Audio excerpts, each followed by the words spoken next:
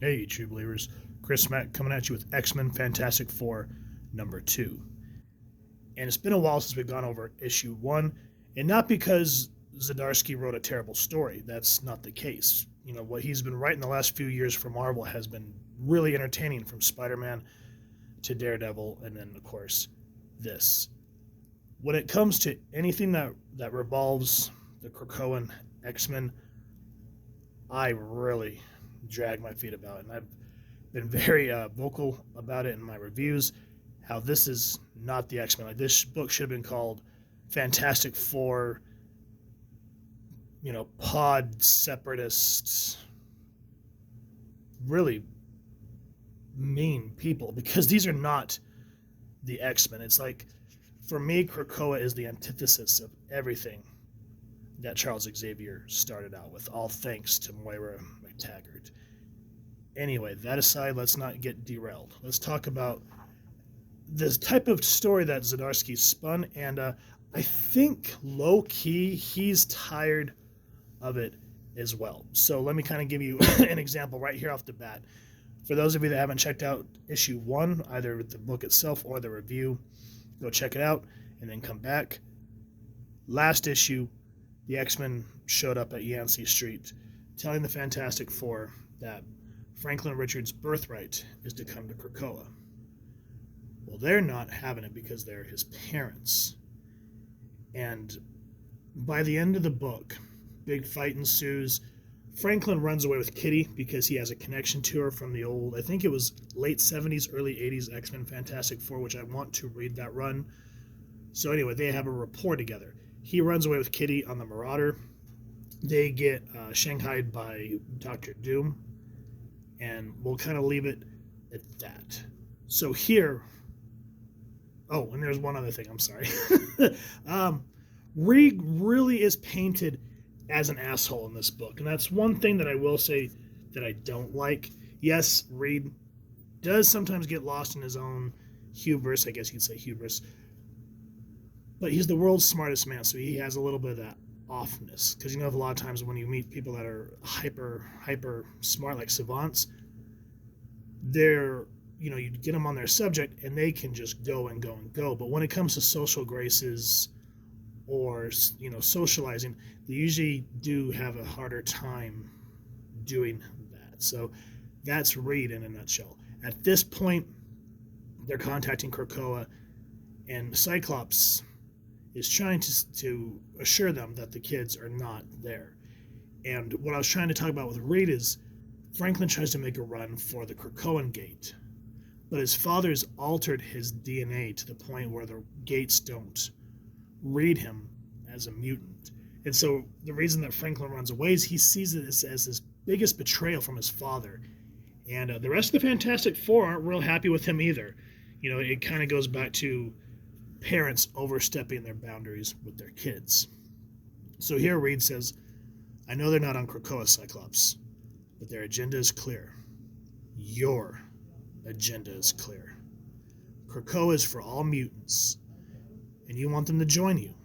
Franklin wanted to go, and I have no doubt you'd let him, despite our wishes as parents.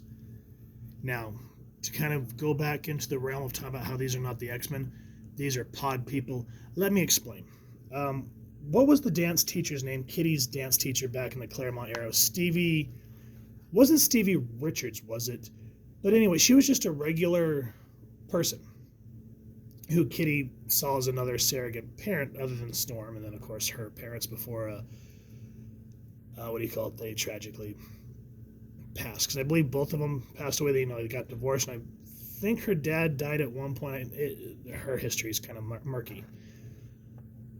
But anyway, Stevie was always welcomed at the mansion. And she actually was sort of after the X-Men, quote unquote, were allegedly killed, when they were actually in space with the Brood, Xavier started the New Mutants. He brought Stevie on as a teacher, and the students loved her, and she felt like she was part of the gang. But now, with that said, listen to what pod person Cyclops here says. Reed, we respect you.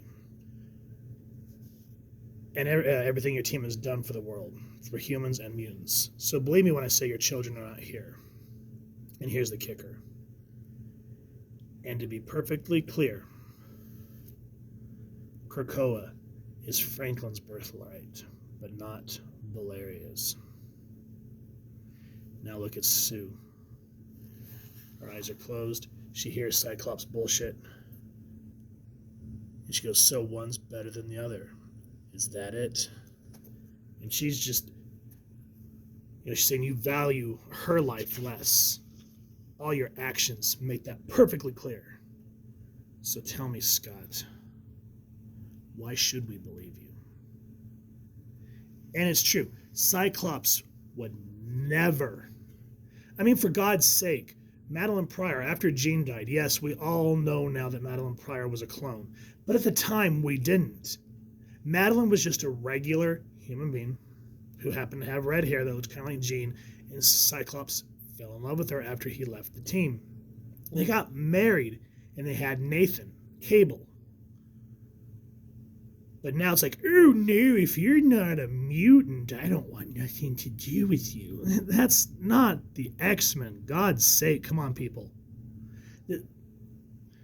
When you've been reading X-Men for as long as I have, this is bullshit. And I'm glad that Zdarsky's calling Marvel on it, low-key in this book. And this is one of the ones where I'm actually rooting for the Fantastic Four. Reed, not so much right now. I'm not real happy with him. But anyway, let's take a breather, woosah, and talk about who made this. This is Zdarsky writing, Terry Dodson penciling, Rachel Dodson with Carl Story doing the pencils, and Ransom Getty inkers. Sorry, these bars throw me off. Laura Martin, color art, VC's Joe Caramanga doing the lettering. Here's everyone else working on the book. The X-Men, as well as the Fantastic Four, were created by Stan Lee and Jack Kirby. So let's kind of jump into the meat and potatoes of what happened with Kitty at the end of issue 1. So the Marauder is kind of lost at sea, and you come to find out that they were taken by Doom. And she's thinking that, this is some sort of war or whatever. And then you find out that they're not even on Latavria. I always have a hard time pronouncing that. But Kitty's saying, well, this is supposed to be a private refuge. Why are we not at your home island? And Doom's basically saying that this is a safe haven for his mutants from Krakoa. And, whenever this type of stuff happens, he doesn't want to put the people of Latavria at risk. So he has Doom Island. And that just kind of reminds me of like something you'd seen like an old Jungle comic or something in James Bond. But it makes sense how Doom wants to separate things so that his home country doesn't always become a prime target for everything that's going on in the world. And his main goal, and even though Doom the last few years has kind of seemed to clean up his act, especially since the Marvel 2-in-1, the Thing, and the Human Torch, which if you've not read that was also written by Zdarsky. Excellent comic book. You kind of see how Doom is trying to repent of his sins the same way Magneto is trying to. And he says he wants to fix Franklin, but everyone has that reserve, because it's like nothing comes free or charitable from Victor Von Doom. So that's where the main plot kind of rolls off, and then we get back to the Quiet Council, which, in true to form fashion, lots of X-Men sitting and talking. And another thing that I do want to point out is Cyclops isn't on the Quiet Council, but he's kind of like, in House of X, I think it is, he says he's like the knight for the council. He does what it wishes, which, if you go back and read House of X and Powers of 10, which was Hickman's original idea of what he wanted to do, it was interesting, it was engaging, it was different. It took things out of the norm and took you out of your comfort level. But as it just kept going on and people not wanting to let it go, and Hickman finally saying, you know what, screw it, I'm out, did Inferno, left, that's when it really started to suck, and you can kind of see how the X-Men just become less and less as we've seen them through decades of fans loving them. And this is another example. I pointed this out in the last issue of the Krakoan X-Force that we did, where Jean was in the hot tub with Wolverine. I said, that's not right. You know, I don't like how they're swapping Jean around like she's a property, essentially. Listen to this. So Emma looks over and she goes, look at you, Mr. Summers, in the chambers with the upper class. Does it kindle any desire to be on the Quiet Council? Absolutely not. You know me, Miss Frost. I live to serve. Give me a break. So we're passing Emma around the old mutant pole too, huh? And the reason this pisses me off other than that point of view is if you go back and you read the latter half of Matthew Rosenberg's Uncanny X-Men, which they knew that the line was ending, so they were allowed to do whatever the hell they wanted. But in terms of everything that Marvel had done up to that point with that stupid Age of Asgard or whatever it was, the X-Men disappeared. A lot of them disappeared. Cyclops and Wolverine thought they were really the only ones left, so they kind of started banding together a small group of X-Men. At the end of the run, all the mutants returned from this Age of Asgard or whatever it was, Asgardian Wars. Anyway, he's with Emma up to this point. But when he sees that Jean's alive, he immediately walks past Emma, embraces her, and kisses her. In the final panel, you see them coming together as a couple, and Emma standing in the background, distraught, saying that she wasn't good enough for Cyclops. Now we're playing let's pass the mutant pole back and forth here, figuratively and literally. I don't like that. I don't like what's happening to the X-Men. It's just not cool. And I'm glad that Zdarsky addresses that. Anyway, I get excited because after that little rant, Kurt points out that the X-Men could be here, or not the X-Men, the Fantastic Four could be here any minute. And he's saying, you know, yeah, they got the Brute, they have Johnny, but he said Mr. Fantastic can do anything he puts his mind to. And at that point, on cue, enters the Fantastic Four on Krakoa. And I can't tell you all how much I was just ranting and raving, hoping that they were going to burn that stupid island to the ground, which is not the case, sadly.